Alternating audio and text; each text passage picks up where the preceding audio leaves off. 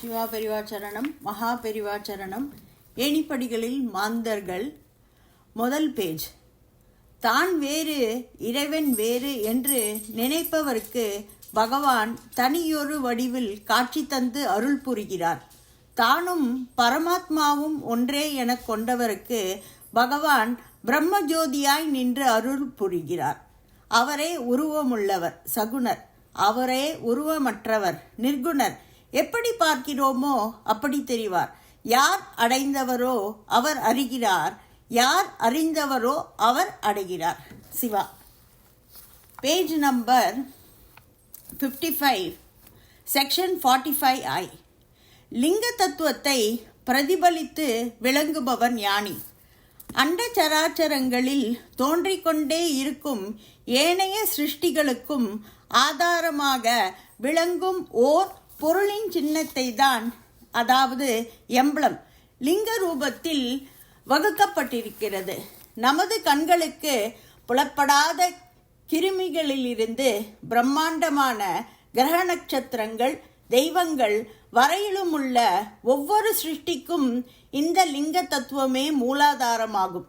இதை கடவுள் என்றும் பிரம்மம் என்றும் கூறலாம்.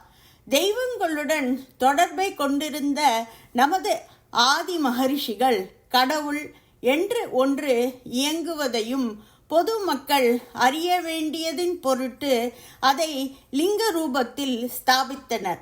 கடவுளை நாம் உணர முடியாதவர்கள் ஆதலால் லிங்கத்தை பிரதம தெய்வமாக ஆவாகனம் செய்து அதற்கு பரமேஸ்வரன் என்ற நாமாவையும் அளித்தனர். பரமேஸ்வரன் என்ற தெய்வம் பெரிய சூரிய மண்டலத்திற்குள் அடங்கியிருக்கும் ஓர் அகண்ட பாகத்திற்கு அதிபதியாவர். தெய்வங்களின் இயக்கத்தை அத்தாட்சியுடன் உணர்ந்து வந்த ஆதி உலகத்திய பொதுமக்கள் லிங்கத்தின் மூலம் அந்த ஒரே கடவுளையும் ஆராதித்து வந்தனர். குறிப்பு: பெரிய சூரியன், அதாவது நமது சூரிய மண்டலத்துடன் மற்றும் சில சூரிய மண்டலங்கள் ஓர் பெரிய சூரியனை மையமாக கொண்டு சுற்றி வருகின்றன. Page 64, 61H.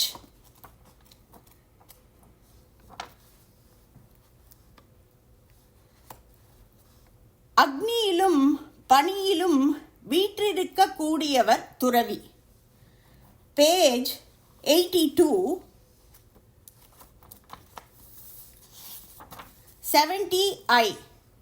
ஸ்வயம்பு லிங்கமாக அமர்ந்து விடவும் கூடியவர் துறவி. பேஜ் 113,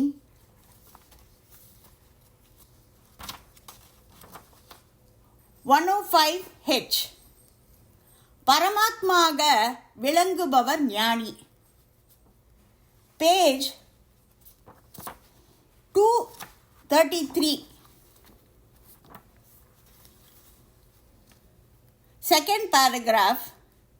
எனினும் ஒரே கடவுளின் தத்துவத்தில் லிங்க ரூபம் அமைக்கப்பட்டிருந்ததால். பேஜ் 295, ஃபர்ஸ்ட் பேரா, செகண்ட் லைன்.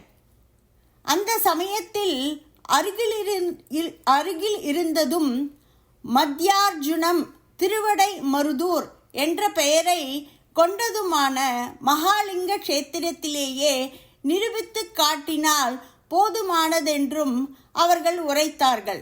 சற்றும் தாமதத்தை கொள்ளாமல் மகாலிங்கத்தின் சன்னதிக்கு அவர்களை அழைத்து சென்றார் சங்கரர்.